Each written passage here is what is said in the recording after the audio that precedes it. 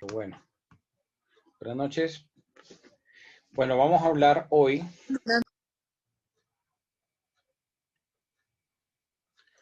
Vamos a hablar hoy de las cláusulas del contrato.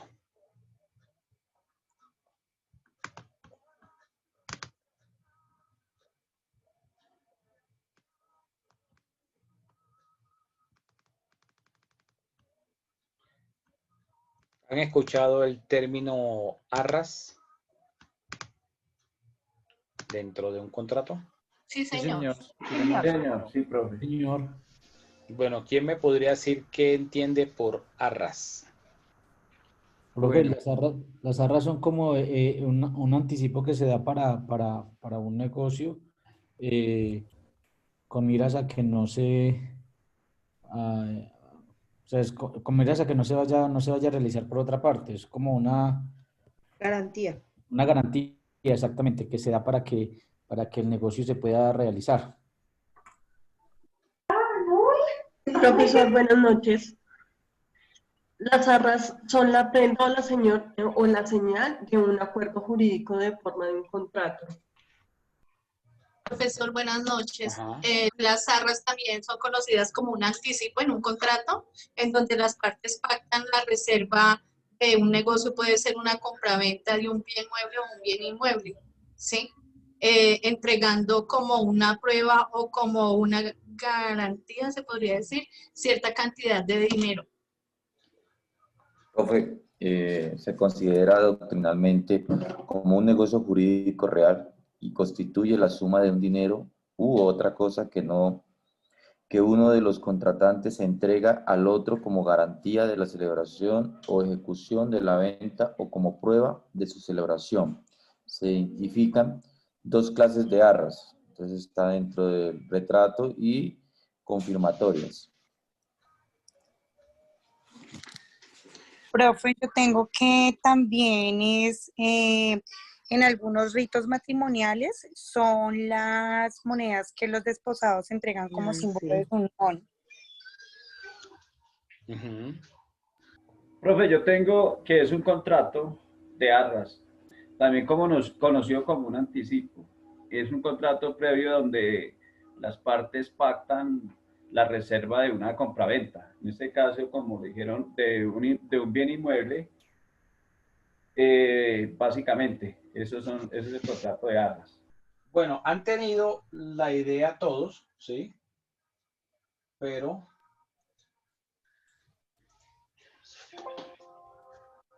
Profe, yo conseguí que las arras son cosas o suma de dinero que un contratante entrega a otro como garantía de la celebración y ejecución del contrato. Puede darse en todos los contratos. Hay a ver, arras simples. la idea es que no solamente vean lo que sale ahí en Google, ¿sí?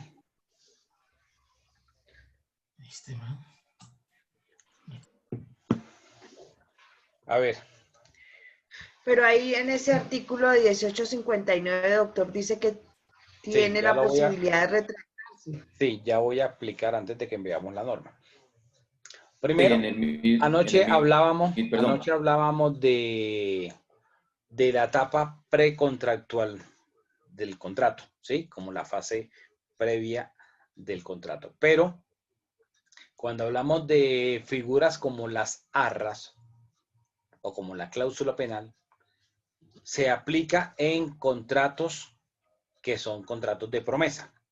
Y en un contrato de promesa se pacta o el objeto de ese contrato como tal es la celebración de un contrato posterior, de un contrato futuro. Esa es la finalidad en el contrato de promesa. Entonces, como hay que celebrar posteriormente un contrato como tal, se hace necesario establecer unas cláusulas como las arras, que puedan garantizar que efectivamente las partes cumplirán con la promesa de celebrar el contrato posterior. Ahora, digamos que la promesa de contrato se hace sobre bienes inmuebles. La ley 153 de 1887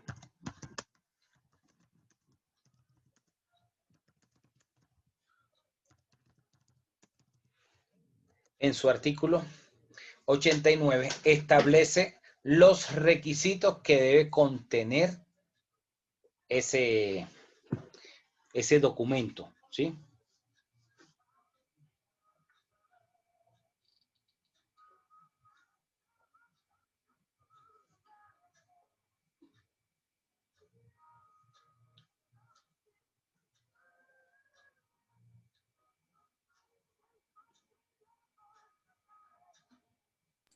Profe, y también se encuentra en el artículo 1861 del Sí, ya Código vamos a Civil. hablar, pero quiero primero las generalidades antes de entrar a mirar ya las clases, ¿sí? ¿Qué tipo de arras hay? Primero quiero que quede claro el concepto. Entonces, ¿cuándo hablamos de arras? En contratos donde se está prometiendo la celebración de un contrato posterior, de un contrato futuro. Eso en primer lugar. En segundo lugar, las arras se constituyen, puede ser con dinero en efectivo, puede ser con dinero en efectivo o con un bien mueble. Las arras se van a tomar de dos formas y ya las vamos a leer en el Código Civil y en el Código de Comercio. Las arras van a ser confirmatorias, es decir, como si fuera un anticipo del precio de la cosa que se está pactando celebrar el contrato posterior, o también puede darse, en ese caso serían confirmatorias, las arras confirmatorias, o puede suceder que el promitente vendedor, por ejemplo, en el caso de la promesa de venta de un bien inmueble, sea el prometiente vendedor quien incumpla. Entonces, en ese caso, debe devolverlas dobladas. ¿Sí? Ya vamos a leer la norma. Entonces, se constituyen en dinero efectivo o con un bien mueble.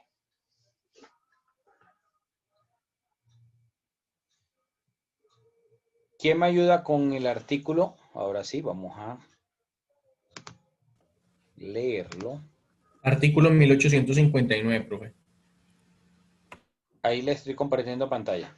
¿Les aparece? Sí, señor. Sí, señor. 1859. Artículo 1859. Arras de retractación. Si se vende con arras, esto es, dando una cosa en prenda de la celebración o ejecución del contrato, se entiende que cada uno de los contratantes podrá retractarse. El que ha dado las arras perdiéndoles y el que las ha recibido restituyéndolas dobladas.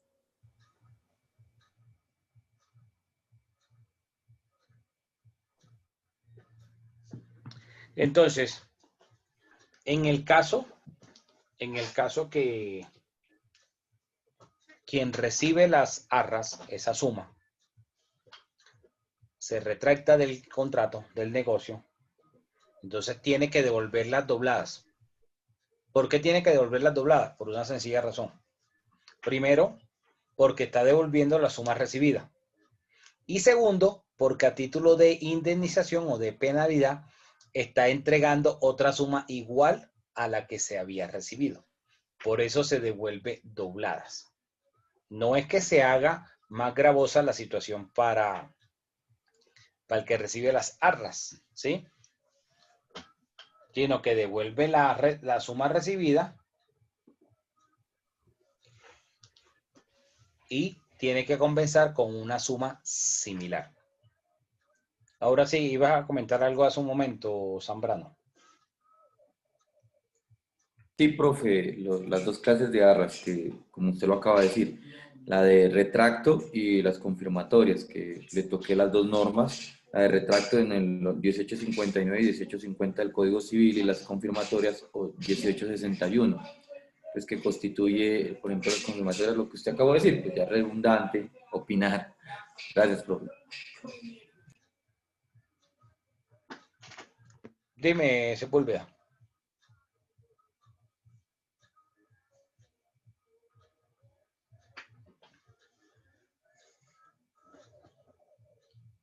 Estaba levantando la mano, Sepúlveda. Sí, señor. Profesor, ¿hasta cuándo pueden retratarse las partes? ¿Hasta qué momento? Pues la norma habla y en el 800, O sea, 1800 ¿hasta cuándo pueden? dice que si no se hubiera establecido un plazo, dice que 2 meses.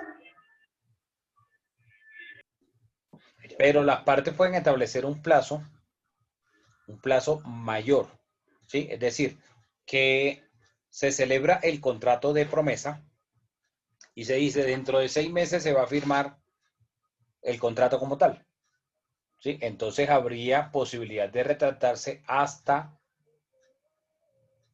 el momento que se va a firmar la escritura pública. Si no se ha establecido, entonces ahí aplica 2 meses. Pero esto aplica cuando el contrato que se está celebrando acá es un contrato de promesa de un negocio futuro. Porque vamos a ver después, más adelante, que en la compra-venta ya se ejecuta. O sea, se ejecuta el contrato y ahí no hay lugar a retractarse. En esos contratos de ejecución. Ok, Es ejecución instantánea. ok, ok. ¿Quién me ayuda con el 1861? Artículo 1861. Arras confirmatorias. Si expresamente se dieren arras como parte del precio o como señal de quedar convenidos los contratantes, quedará perfecta la venta sin perjuicio de lo provenido en el artículo 1857, inciso segundo. Ok. No constando alguna de estas expresiones por escrito, se presumirá de derecho que los contratantes se reservan la facultad de retractarse según los 2 artículos procedentes.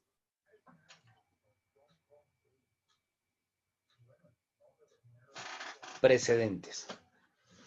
Entonces, en las confirmatorias, esa suma de dinero que se entrega se abona al precio. Es como un anticipo al precio. Pero además de las arras... Profesor, buenas noches. Una pregunta. Dime. ¿Qué ejemplos se podría evidenciar como para entrar más de pronto el contexto? Ya voy a poner un ejemplo. Vamos a hablar de la cláusula penal y ya coloco el ejemplo. Para abordar Listo, ambas profesor, figuras. gracias. Bueno, listo. Pero además de las arras, las partes pueden establecer una cláusula penal.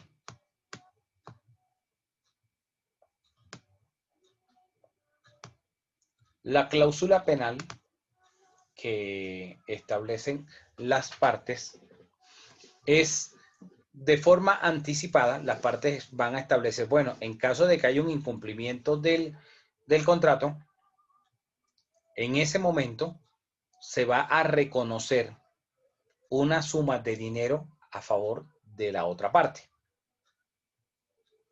Y eso lo están estableciendo las partes al principio, cuando están celebrando el contrato, en ese momento.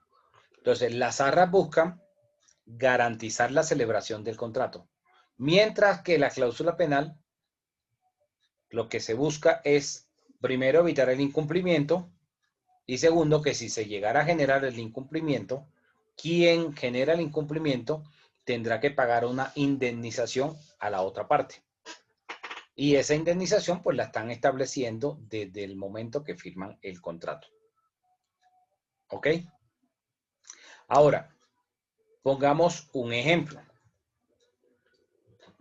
Las partes celebran un contrato de promesa de compraventa de un inmueble. en el contrato de promesa de compraventa de un inmueble se van a establecer unos requisitos que están en la ley 153 de 1887 en el artículo 89. Menciona que dentro de ese contrato deben estar unos requisitos mínimos. Que la promesa conste por escrito. La promesa de la celebración futura del contrato. Que además de que conste por escrito, debe establecerse el plazo o la condición en la cual se va a firmar la correspondiente escritura pública. Además de eso, debe mencionarse la notaría en la cual se va a realizar la escritura pública. Y esto en las ciudades donde hay más de una notaría.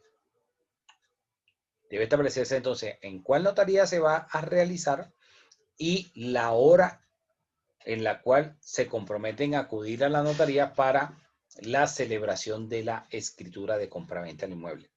Si falta en ese contrato de promesa alguno de estos requisitos, se va a generar una nulidad. Y ya ustedes saben que si la nulidad no la declararon las partes directamente, entonces alguno de los dos puede acudir ante el juez y solicitar que se declare la nulidad del contrato. ¿Ok?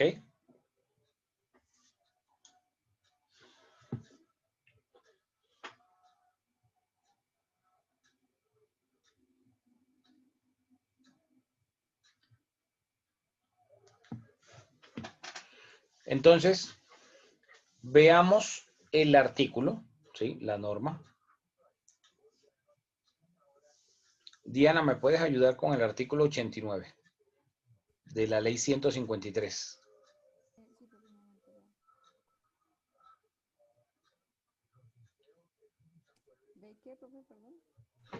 ¿Me puedes ayudar con el artículo 89 de la ley 153 de 1887?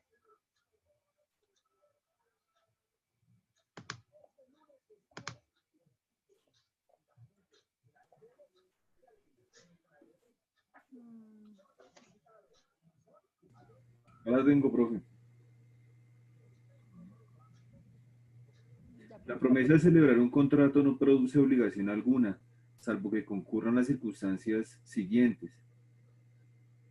1. Que la promesa conste por escrito.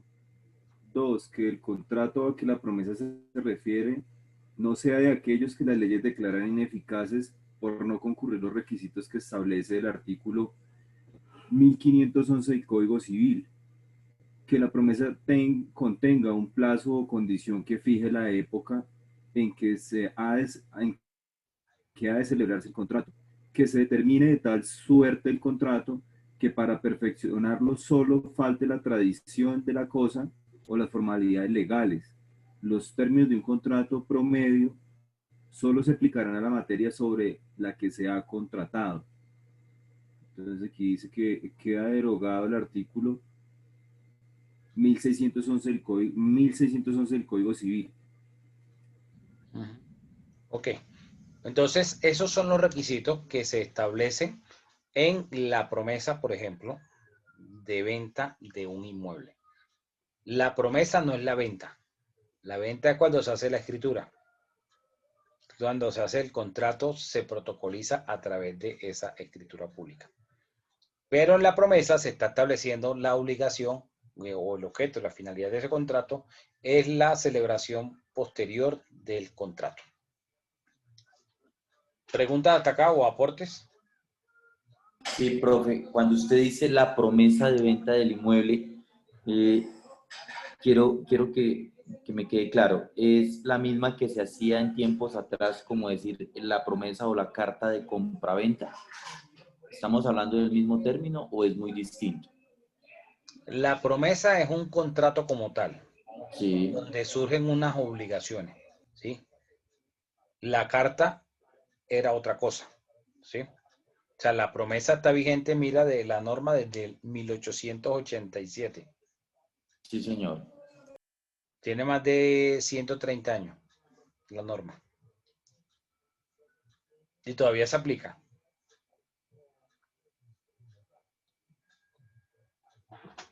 ¿Alguna otra pregunta?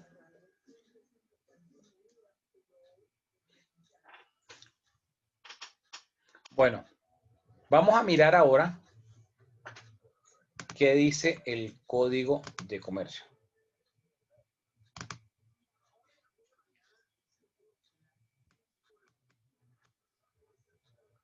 Profesor, Dime.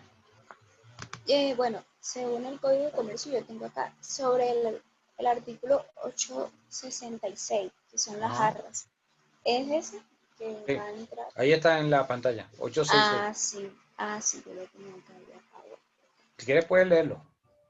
Sí, señor. Cuando los contratos se celebren con arras, esto es, dando una cosa en prenda de su celebración o de su ejecución, se entenderá que cada uno de los contratos podrá retractarse, perdiendo las arras el que las haya dado o restituyéndolas dobladas el que las haya recibido, celebrando el contrato prometido o ejecutada la prestación objeto del mismo, no será posible la retractación y las arras deberán imputarse a la prestación debida o restituirse si fuera el caso. Ok. Si ustedes se dan cuenta, bueno, acá no habla el Código de Comercio sobre la clasificación que nos trae el Código Civil frente a si son arras confirmatorias o arras de retractación. ¿Cuál es la recomendación? Que en el contrato se establezca arras de retractación, ¿sí? El término arras de retractación, para que se entienda la obligación de que si se retracta quien la recibió, en este caso, tratándose de un inmueble, de la promesa de venta de un inmueble, entonces el promitente vendedor tenga que devolverlas dobladas. Si no se estipula que son actas de, si no se estipula que son arras de retractación, entonces la obligación que tendría quien la recibió, en este caso el promitente vendedor, sería solo devolver la suma recibida, más no devolver las dobladas. ¿Ok?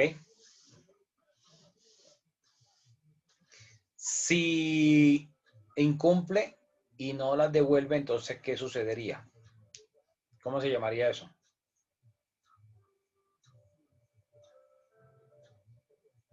¿Cómo podría llamarse? Está actuando de mala fe. Desistimiento del contrato.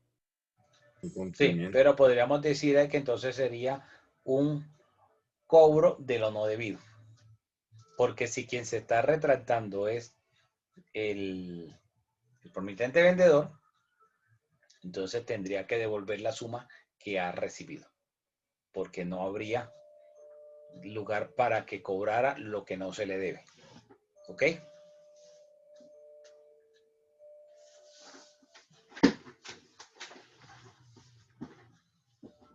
Bueno, miremos el artículo 867.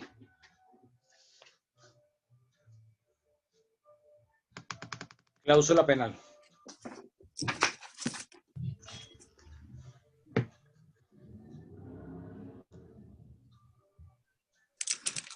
¿Quién me ayuda? Artículo 867, cláusula penal.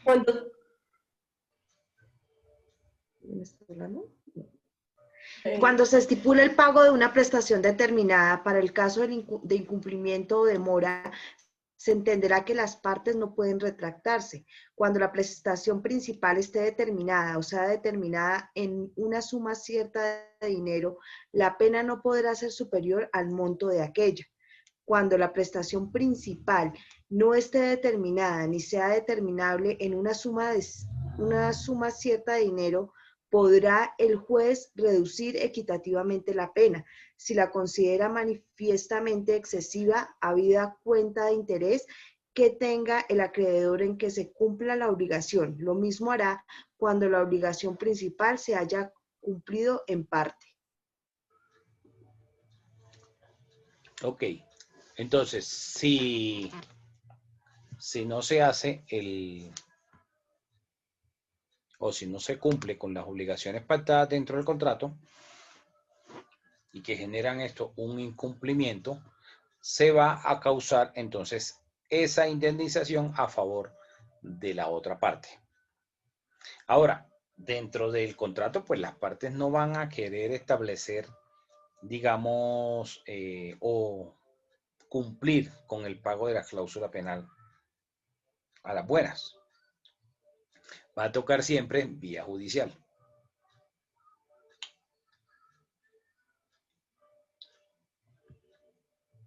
Yo hago una pregunta. Si al momento de firmar el contrato no se estableció cláusula penal, las partes entonces podrían establecer posteriormente a la firma la cláusula penal. ¿Se podría o no se podría? Profe, si ya se firmó el contrato, yo diría que no. Otra cosa muy distinta es que de pronto ya la parte afectada quiera iniciar de pronto algún litigio, pero La respuesta es sí. ¿y por qué? Profe, yo pienso, ¿Cómo se modifica un contrato? Un contrato se modifica a través de un documento que las partes llaman otro sí. Un otro sí. Me imagino que varios lo han escuchado, ¿sí? Que muchos habrán escuchado ese término, otro sí. Contratación estatal CBR. Esto sirve para todos los contratos. Entonces, el otro sí es un documento por medio del cual las partes que firmaron el contrato están haciendo un documento modificando algo o alguna cláusula del contrato. El otro sí podría ser verbal. ¿Qué creen ustedes? No, señor. Yo pienso que sí. El otro No, sí señor. siempre debe ser por escrito. Siempre. Porque si no, ¿cómo se va a aprobar la modificación del contrato? Que hubo un acuerdo de voluntades. 1. 2. Acuérdense que lo acabamos de ver en el artículo 89, que el contrato de promesa debe ser por escrito. Otra cosa es el contrato ya de venta como tal, y eso de algunos bienes que no están sujetos a registro, que pueden ser, el contrato puede ser de forma verbal. Pero eso lo veremos más adelante.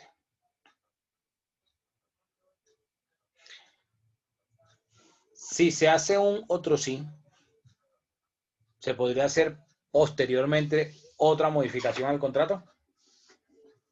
¿O ustedes Sí, señor. piensan que hay límite? Profe, Sí se puede. de hecho, Sí se le puede hacer una modificación posterior al contrato. Del otro sí. yo le iba a preguntar eso, profe, ¿cuántas veces es permitido hacer otro sí para hacer correcciones al contrato? Porque si se la van a firmar un contrato, pero se la van a pasar haciendo correcciones y correcciones. Pues la norma no dice se puede. límite. ¿Por qué? Porque aquí está de por medio la voluntad de las partes, ¿sí? Entonces, las partes son las que van a establecer cuántas veces ellos consideran que sea necesario modificar algo dentro del contrato. Van a ser las partes directamente. No hay restricciones, no hay límite. profe, ¿y solo se puede colocando el otro sí? O no se Claro, la puede modificación. por el principio de legalidad porque está establecido en el código. El otro sí va a ser la única forma válida de reformar el contrato. Ahora, alguien que me ayude leyéndome el artículo 1602 del Código Civil.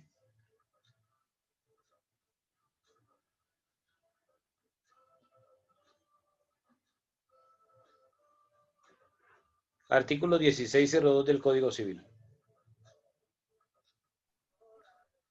Artículo 1602.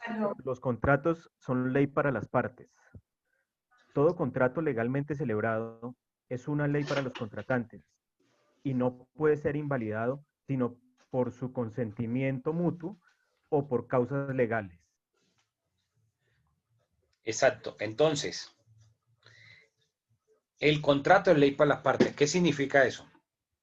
Que cuando las partes tienen un conflicto en cuanto a la interpretación o ejecución del mismo, como tal, van a acudir ante el juez. ¿Y cuál va a ser la norma aplicable? Va a ser eso que pactaron en el contrato. Eso es lo que el juez va a hacer valer. De ahí que es importante, que en la redacción del contrato o en la elaboración del contrato, las partes puedan tener claridad sobre las obligaciones que están adquiriendo en virtud de ese contrato. Porque las partes, ustedes creen que podrían decir, ah, yo no sabía que yo tenía esta obligación. ¿Ustedes creen que sería válido que una de las partes dijera eso? Que no sabía o que no tenía conocimiento que debía hacer tal obligación. No, señor, porque precisamente es mutuo.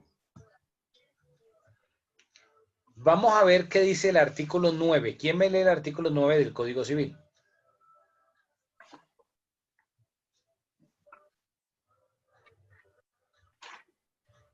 Artículo 9 dice, la ignorancia de las leyes nos sirve de excusa. Ok. Entonces, ¿qué significa eso?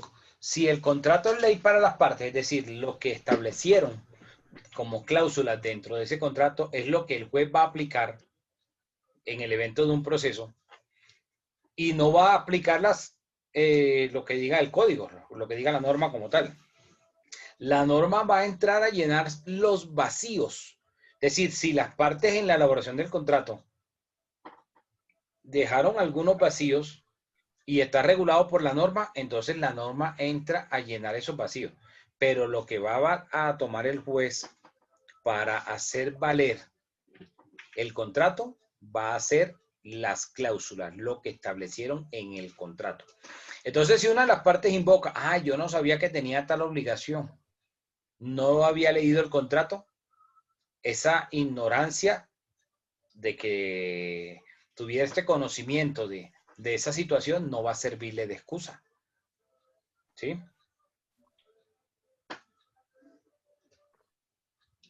¿Preguntas hasta acá? De mi parte no, señor. No, señor. Bueno, veamos que dentro del contrato pueden surgir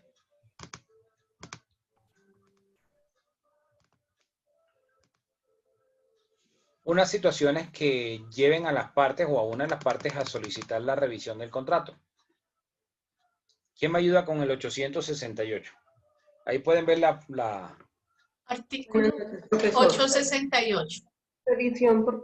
Revisión del contrato por circunstancias extraordinarias. Cuando circunstancias extraordinarias, imprevistas o imprevisibles, posteriores a la celebración de un contrato de ejecución sucesiva, periódica o diferida, alteren o agraven la prestación de futuro cumplimiento a cargo de una de las partes, en grado tal que le resulte excesivamente onerosa, podrá ésta pedir su revisión. El juez procederá a examinar las circunstancias que hayan alterado las bases del contrato y ordenará, si ello es posible, los reajustes que la equidad indique. En caso contrario, el juez decretará la terminación del contrato.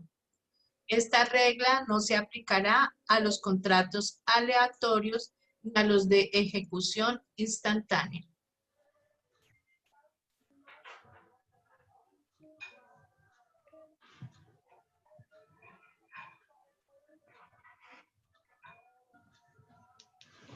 Bueno, entonces, el contrato como tal puede generar, digamos, cuando hay contratos de tracto sucesivo, ¿sí?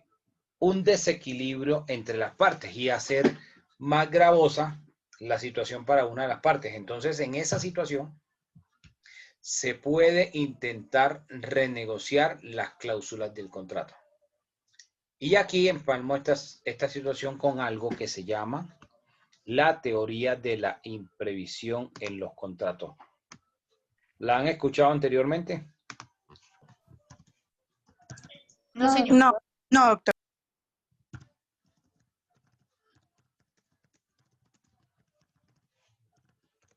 La teoría de la imprevisión en los contratos significa que una de las partes va a tener un desequilibrio, ¿sí? Un desajuste dentro de digamos, dentro de lo que se había pactado al inicio del contrato.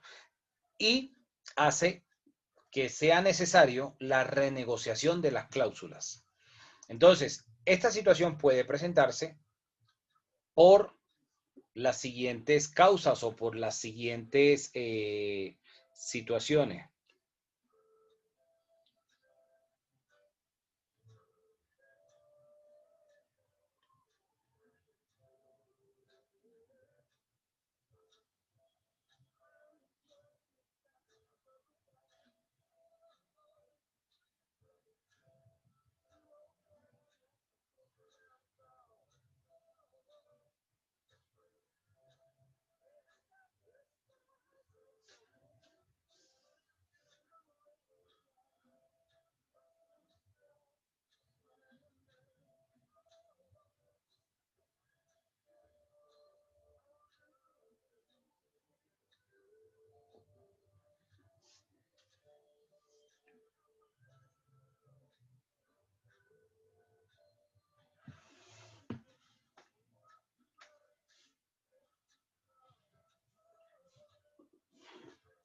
En la teoría de la imprevisión, cuando una de las dos partes incumple, ¿sí?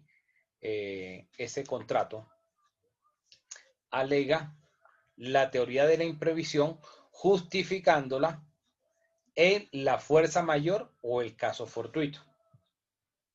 Entonces, para, digamos, no hacerse acreedor a la cláusula penal o a las sanciones económicas que se hayan establecido dentro de ese contrato, esa parte que incumple va a, digamos, a invocar que fueron circunstancias que no podía prever, ¿sí?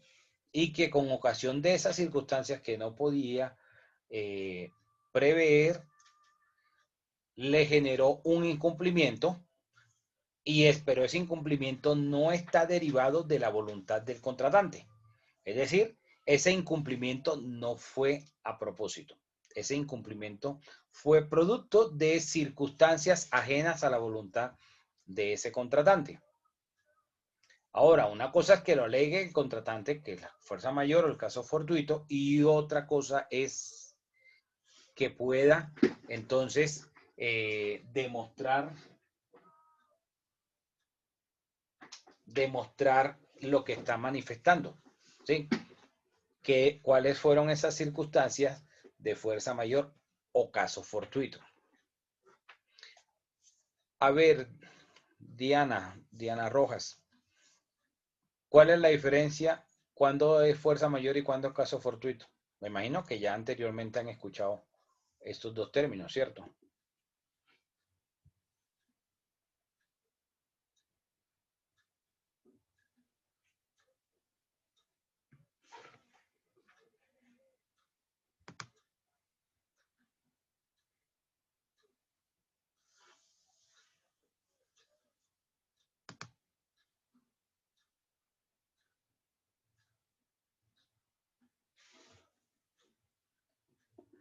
Bueno, ¿quién me explica cuál es la diferencia? ¿Cuándo hablamos de una y cuándo hablamos de la otra?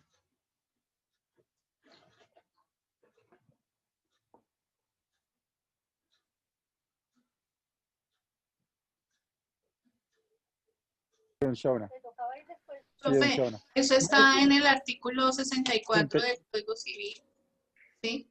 No, el 63. ¿No? Pero ya hablamos del 63. Se llama fuerza mayor o caso fortuito el imprevisto o que no es posible resistir. Un ejemplo puede ser un terremoto o un acto de autoridad, disculpa. Fenómeno natural. Ajá.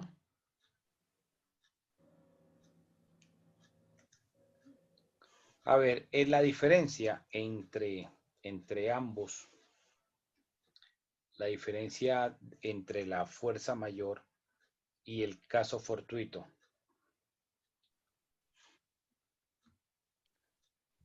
A ver, Alejandra.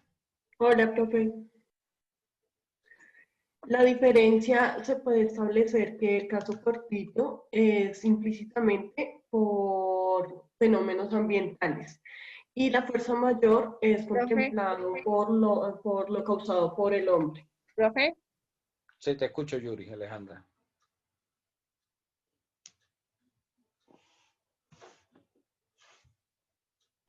¿Me escuchan? Sí, te escucho, Alejandra. Profe, buenas noches. Buenas noches. ¿Cuál sería la diferencia, Alejandra? ¿Cuándo es fuerza mayor y cuándo caso fortuito? Profe, la fuerza mayor es cuando la naturaleza media a la voluntad humana.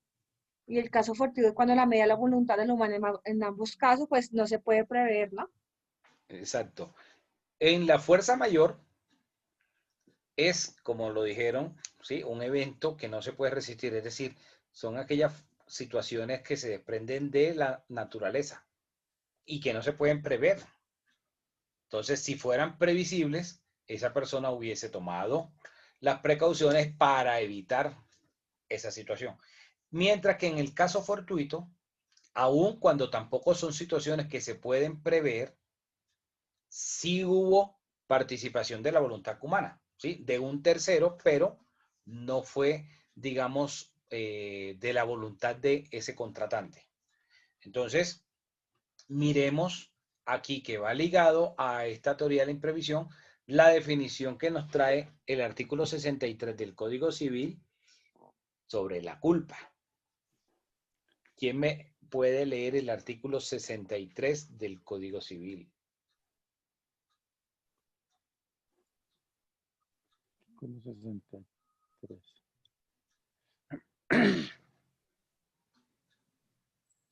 Pero lo descargo.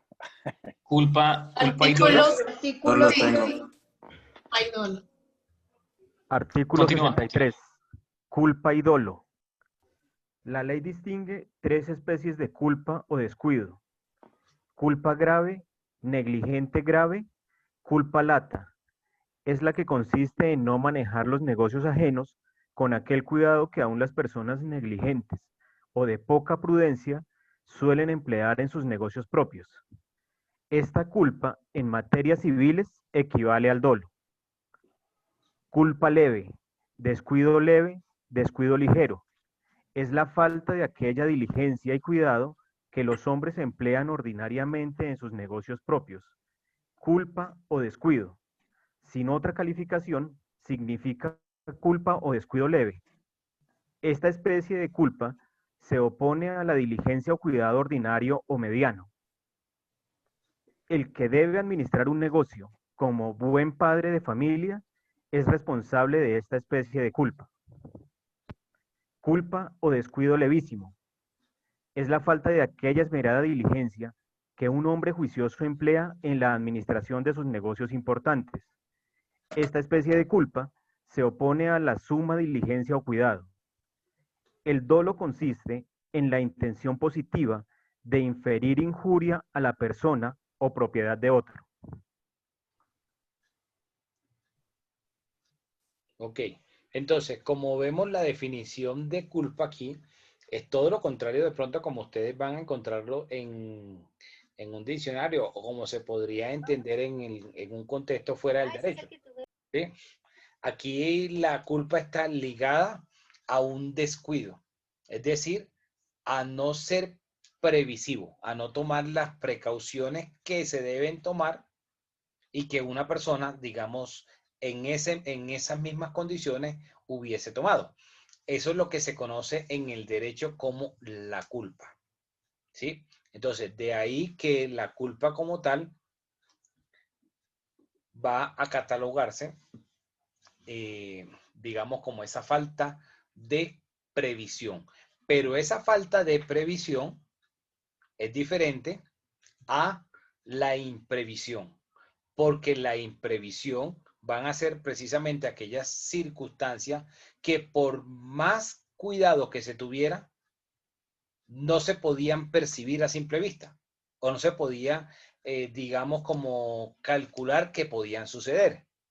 Esa va a ser la diferencia. Entonces, el artículo 63 del Código Civil nos habla, bueno, hay que tener una previsión, hay que tener, digamos, como un sentido común, por decirlo de alguna forma, frente a las obligaciones que se van a generar dentro del contrato. Pero hay aquellas, sí, hay unas situaciones que pueden desbordar más allá de esa previsión que puede tener la parte. Porque la persona puede tomar todas las previsiones y contemplar todos los posibles escenarios, pero puede suceder algo que cualquier persona en la misma situación no hubiese podido prever, ¿sí? Entonces ahí es donde se habla de esa imprevisión, de esa capacidad, de esa incapacidad de resistir algo de lo cual no se esperaba. Y eso va a generar entonces un desequilibrio dentro del contrato. Va a ser más gravosa, va a ser, digamos, una situación de desajuste dentro del contrato para una de esas dos partes. Entonces, una vez invocada esta situación, pues lo menos que deben tratar de hacer las partes dentro de ese contrato es resolver el conflicto entre ellos de forma directa.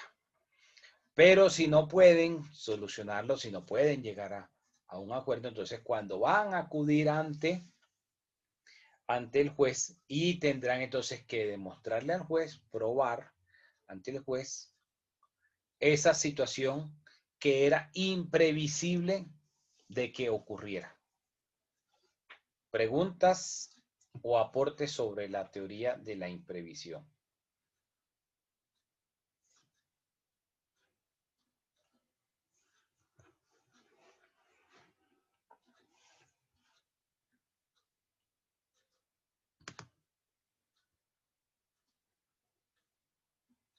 ¿No hay preguntas? ¿Quedó todo claro?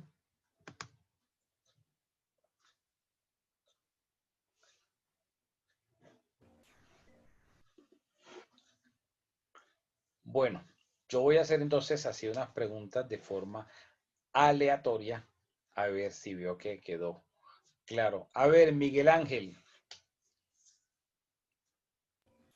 Buenas noches, profe. Buenas noches. A ver, Miguel Ángel. En un contrato yo puedo combinar arras confirmatorias, arras de retractación y cláusula penal. Sí, señor. Ok. A ver, Karen Cardoso.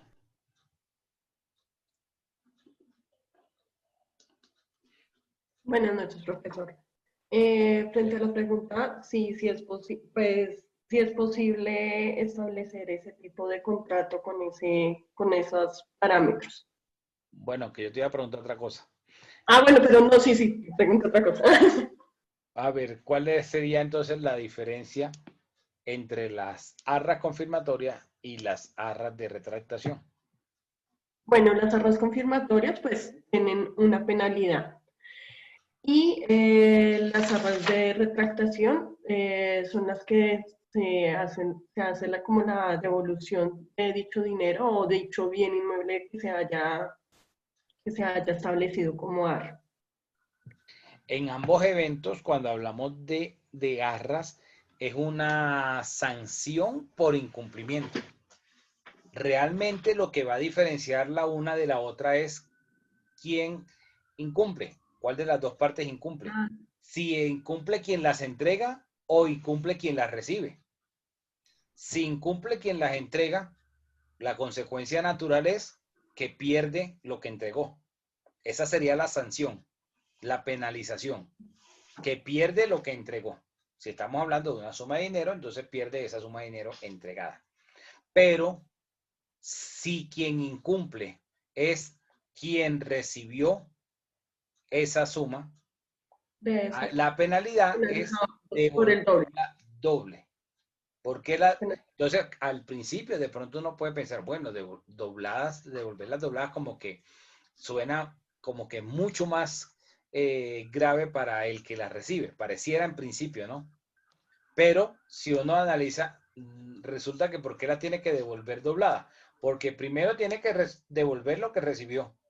Y segundo, tiene que cumplir con la penalidad de entregar una suma similar a la que había recibido, y esa entonces sí sería la penalidad. No tanto devolver lo que recibió, sino es pagar una suma equivalente. ¿Ok? Profe, sería como un tipo de interés, ¿cierto? Que pagaría adicional. No, porque en las arras no se faltan intereses. O sea, si uno mira la figura, tanto en el Código Civil como en el Código de Comercio, habla de una suma, o sea, puede ser una suma de dinero o puede ser un bien mueble, pero no se habla de intereses. Bueno, profe, muchas gracias.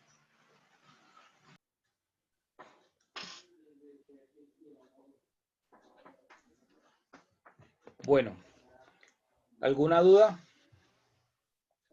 Mañana empiezo a hablar de los contratos en forma y empiezo con el contrato de compraventa.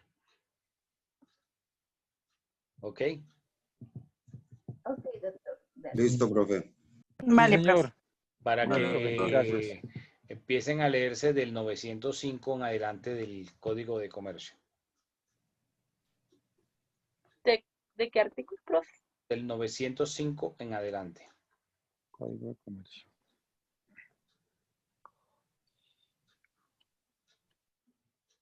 ¿Alguna duda sobre el contrato que estén haciendo?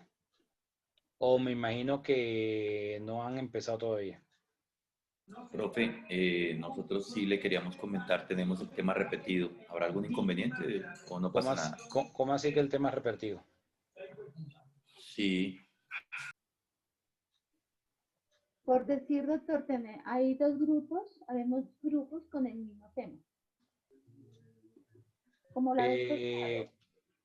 Y entonces, ¿por qué dijeron que eran democráticos, que aquí no habían necesidad de que Profe, es hubieran sarcasmo. desacuerdos y tal? ¿Ah?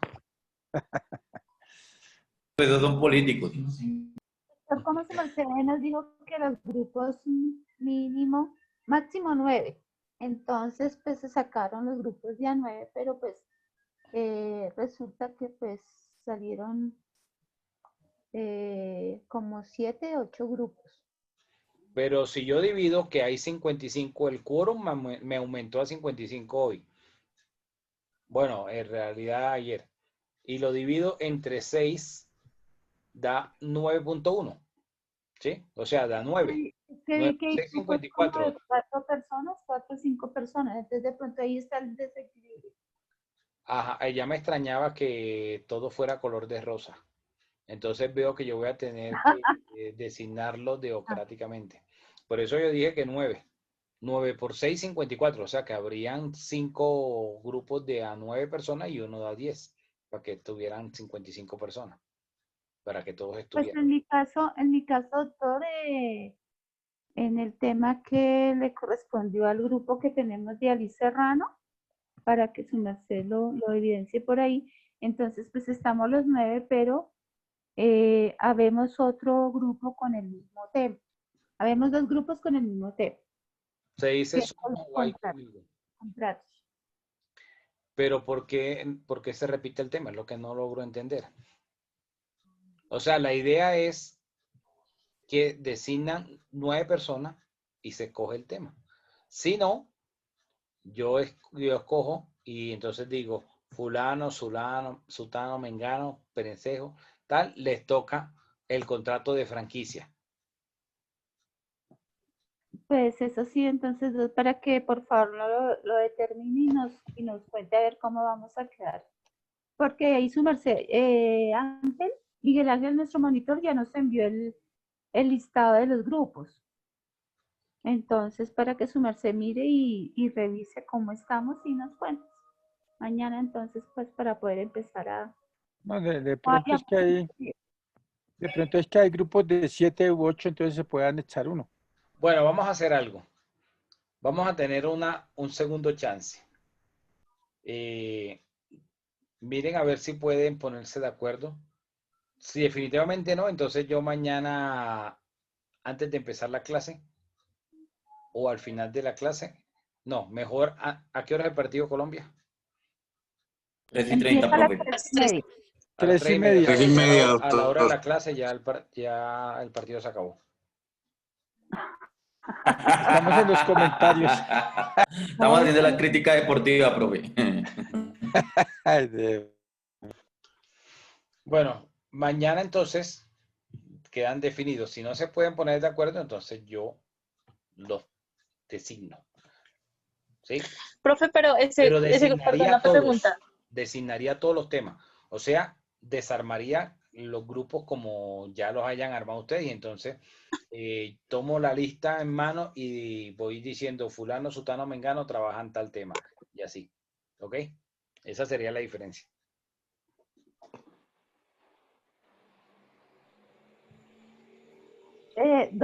Doctor, según mirando acá el listado de los grupos, habemos 7 grupos. Somos 7 grupos. Perdón, doctor. Pero ahí Somos sobra 7 uno. grupos. Son 6, deben ser 6.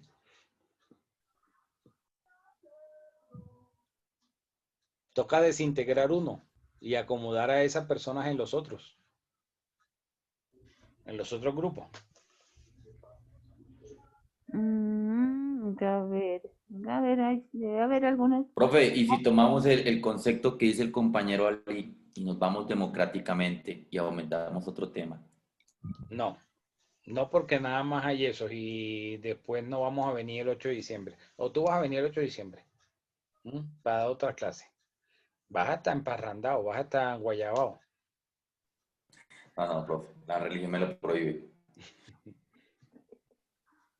El día 7 de diciembre, cuando terminemos la clase, seguramente que te vas a ir a celebrar poniendo las velas. Bueno, profe, yo pues propongo antes de irnos, no sé si mañana podríamos ponernos de acuerdo para saber si podríamos, digamos, desintegrar el grupo que dice el profe, aunque hay uno que creo que es solo que él también, no sé, creo que habló con el profe y él quedó solo, pero entonces no sé, ese es como un grupo 8. Entonces tocaría desintegrar el grupo 7 y el 8, que es uno nomás, y agregarlos a los 7 grupos. Son 6 en total. 6, perdón. Bueno, por eso, tengan la oportunidad mañana de ponerse de acuerdo. Bueno, profe, qué pena, ¿me permite intervenir? Lo que pasa es que revisando los grupos, sí existen 2 grupos que tienen menos cantidades de 9. De hecho, hay 2 que tienen 7, hay uno que tiene menos de 7. Bueno, es más fácil desintegrar esos. Sí, claro, es más fácil por ahí. A los que ya tenemos el grupo completo de 9 personas. Igual va a quedar uno de a 10, un grupo de a 10. Bueno, no importa, pero entonces pues, la idea es que su merced, lo que su merced disponga, pues está bien y es más fácil desintegrar los pequeños y no los grandes. Por eso, Y adherar traten pequeños de mirar si organizan eso mañana y pues dejamos listos los grupos mañana, ¿vale? Ok, entonces para con Miguelito el grupo número 1 y el grupo número 6. Listo, perfecto, profe. Entonces yo mañana les hago la propuesta de los 6 grupos y ustedes miran a ver si, y si no el profe, pues ya en la hora de la clase, pues, como el profe lo decía. Entonces yo mañana hago 6 grupos y ustedes lo miran. Ok. Perfecto. Bueno, ok. Gracias. Bueno, feliz noche. Por mañana definición de compraventa, ¿sí? Gracias, Sí, profesor. mañana Feliz hablamos noche. del contrato de compraventa. Okay. 905. Doctor, buenas noches, gracias. Okay, hasta mañana. Gracias, profe. Feliz noche. Muchas gracias, Hasta profesor. mañana. Saludos. Muchas gracias. Hasta luego.